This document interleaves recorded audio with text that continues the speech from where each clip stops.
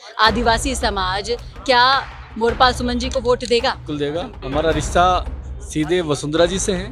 बहन जैसा माना औरतों को, हमें भाई जैसा माना है और हर तबके के लिए वो आधी रात को भी तैयार रहते हैं। सरकार की तरफ से कोई बकरी नहीं दी, तो हम सरपंचों ने सभी ने मिलकर और उनको बकरी खरीद के दी। ये तो आरोप लगाते हैं झूठा, नहीं तो बाकी बकरियां तो हमने खरीद के और स्वयं हमने दी। सरकार ने तो देखो उनको 10-10 लाख रुपए तो वैसे 10-10 लाख रुपए तो एक दिए और 3-3 लाख रुपए एक दिए, ऐसे करके 13-13 लाख रुपए दिए। मृतक परिवारों को नौकरी भी दी। आदिवासी सब महारानी साहब के साथ में है। राजकुमार जी रोत का यहाँ कोई लेना देना नहीं है। अंता की जनता ने तो पहले ही मन बना रखा है 2023 से ही। कभी कांग्रेस वाले भील समाज के बारे में सोचते नहीं है।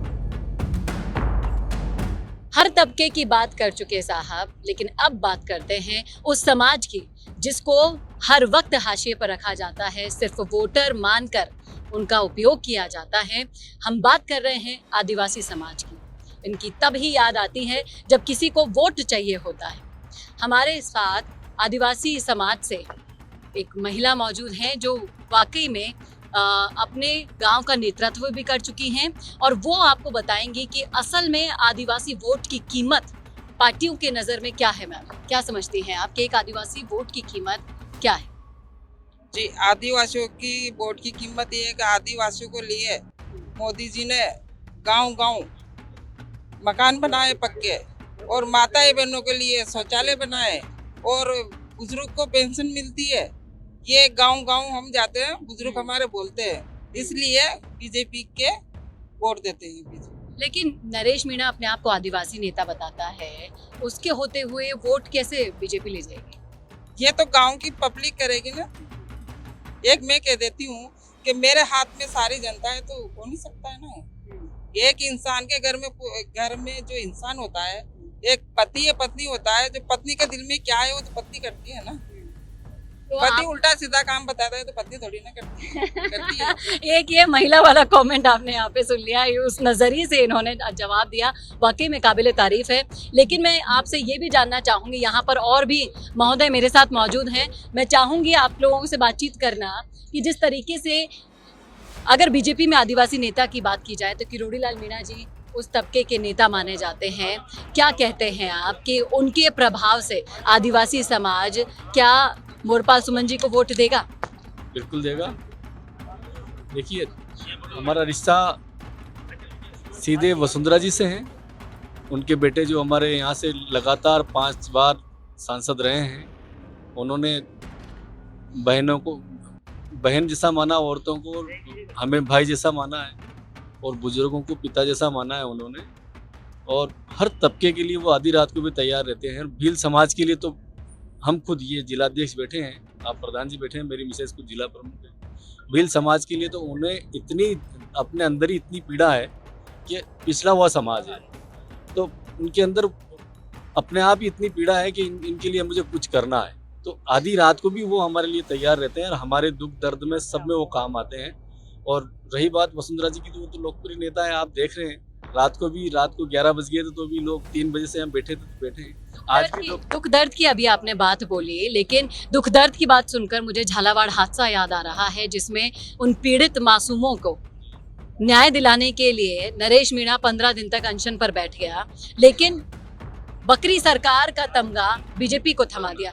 जिला प्रमुख हमारे साथ मौजूद हैं, आप बताइए। आप नहीं, बकरी इन्होंने नहीं दी, सरकार की तरफ से कोई बकरी नहीं दी। ये तो हम, जैसे मैं अभी सरपंच भी हूँ, तो हम सरपंचों ने सभी ने मिलकर और उनको बकरी खरीद के दी, कोई सरकार ने नहीं दी। तो यहाँ पर इस बात का खंडन हम कर रहे हैं। आप साफ साफ देखिएगा कि जहाँ पर ये बकरी का लेन देन हुआ था, उसी पंचायत से यहाँ पर हमारे साथ मौजूद हैं सरपंच साहब, और ये बता रहे हैं हकीकत कि बकरी किसने दी थी, जिस बकरी सरकार का तमगा बीजेपी को दे दिया है, और उसे भुनाने में कसर नरेश मीणा ने नहीं छोड़ी। क्या कहेंगे? बिल्कुल, ये तो आरोप लगाते हैं झूठा, नहीं तो बाकी बकरियां तो हमने खरीद के और स्वयं हमने दी। सरकार ने किस तरीके से सहायता की वो आप बताएं और इस कंफ्यूजन को दूर करें। सरकार ने तो देखो उनको 10-10 लाख रुपए तो वैसे 10-10 लाख रुपए तो एक दिए और 3-3 लाख रुपए एक दिए, ऐसे करके 13-13 लाख रुपए दिए। और वैसे छोटी मोटी योजना उनके लिए बहुत सारी मदद की, वैसे महारानी जी ने और राजा साहब ने उनको बिल्कुल संतुष्ट किया और उनको मृतक परिवारों को नौकरी भी दी। लेकिन जिस तरीके से मैंने सुना है कि महारानी जी की तो आत्मा बसती है यहाँ पर, लेकिन सरकार में जब तक ये हादसा नहीं होता तब तक पता नहीं चलता कि स्कूल इतने जर्जर थे, और उसके बाद बैक टू बैक राजस्थान के हर उस तबके से स्कूलों की ऐसी दशाएं हमारे सामने आई, वीडियो सामने आए।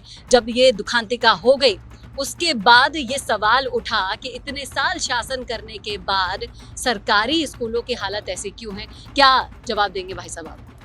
देखिए, सरकारी स्कूलों की तो मैं आपको, माननीय हमारे जो लोकप्रिय नेता वसुंधरा जी हैं, इस राजस्थान से उनका नाता लगभग 35 वर्षों से है। अब इतने बड़े नेता एक गांव-गांव जा कर के ये नहीं देखेगा कि कहाँ क्या हो रहा है, कौन सी बिल्डिंग जर्जर है, कौन सी, ये तो हमें बताना कुछ नेताओं की गलतियां हैं, कुछ अधिकारियों की गलतियां हैं। हमने कुछ अवगत नहीं करा पाए उनको। यदि अवगत हो जाता तो उनको, झालावाड़ जिले में तो आधी रात को भी उन्होंने करोड़ों रुपए, अरबों रुपए दिया। एक दिन झालावाड़ वो था जहाँ धूल उड़ा करती थी, रात झालावाड़ देखिए आप 7वें आसमान पर है। 7वें आसमान का मतलब मैं बता रहा हूँ आपको, जमाने भर की वहाँ आपके कॉलेज है, आपके वहाँ जहाँ सपने में हमने वो नहीं देखा था यहाँ रेल आएगी, रेल आ गई।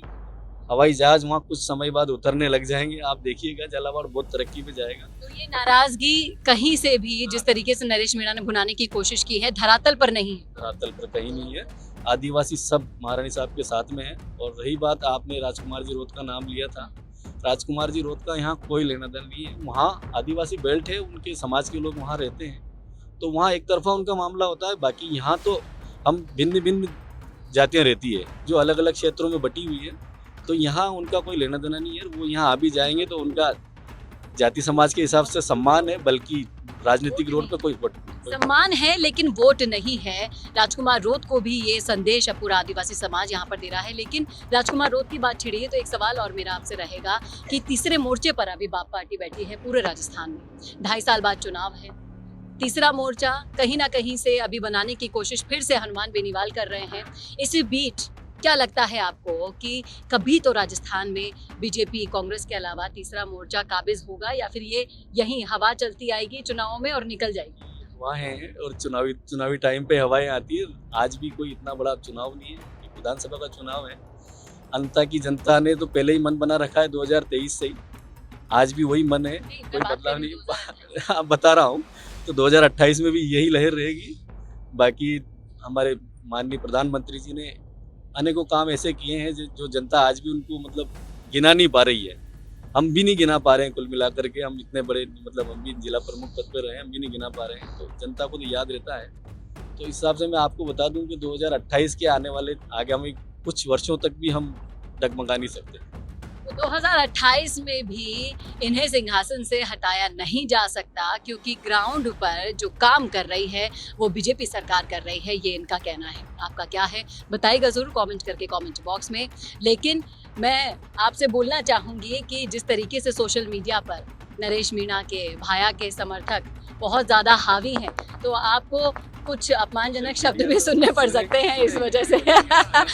उसके लिए क्या बोलेंगे आप? अपमानजनक शब्द तो वो मंच से बोल रहे हैं, यदि वो कमेंट में बोल देंगे या कॉल करके बोल भी देंगे तो इससे कोई इतना फर्क पड़ने वाला नहीं। जो हकीकत है वो बयां कर रहे हैं। बाकी हम लोग तो पूरा आदिवासी समाज, हमारा भील समाज पूरा महारानी जी के साथ में है और हमेशा रहेगा। इनको तो ये वो ग्राउंड रिपोर्ट है, भील समाज किसके साथ है उसका जवाब इस वीडियो के जरिए आप तक मिल पा रहा है। यहाँ पर तमाम सारे भील समाज से लोग मेरे साथ मौजूद हैं।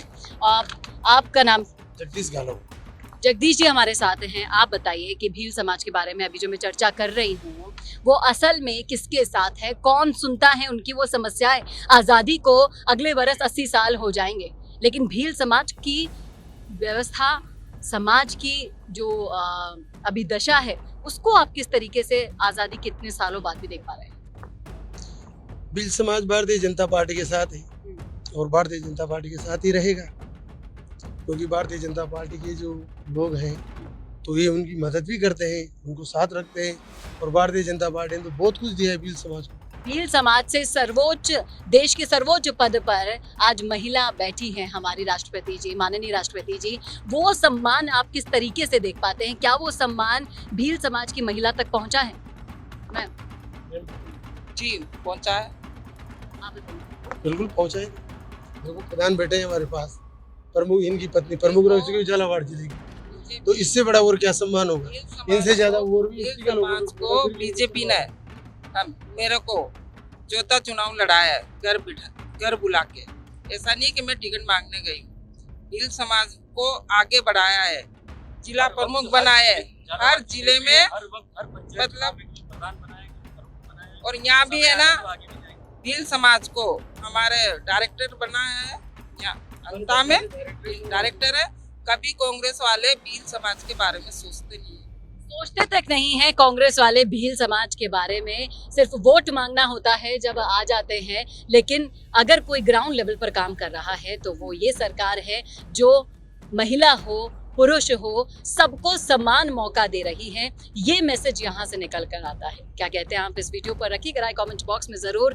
क्या आप सोच रहे हैं इसी वक्त लिख डालिएगा। इस वीडियो को ज्यादा से ज्यादा शेयर कीजिएगा, उस तबके तक पहुंचा दीजिएगा। भारत का सबसे तेजी से बढ़ता हुआ डिजिटल न्यूज चैनल, जिसका परिवार 4,17,000 लोगों से भी ज्यादा बढ़ रहा है। वो संवाद न्यूज चाहता है हर जिले और हर राज्य में मीडिया पार्टनर्स। तो अगर आप बनना चाहते हैं संवाद न्यूज के पार्टनर्स, तो कांटेक्ट करें नीचे दिए गए नंबर्स पर। इसके अलावा अगर आप वीडियो एडिटर बनना चाहते हैं या फिर न्यूज इंडस्ट्री में बतौर इंटर्न सब सीखना चाहते हैं, तो संवाद न्यूज के जयपुर हेड ऑफिस में काम करने के लिए संपर्क करें स्क्रीन पर दिए गए नंबर पर।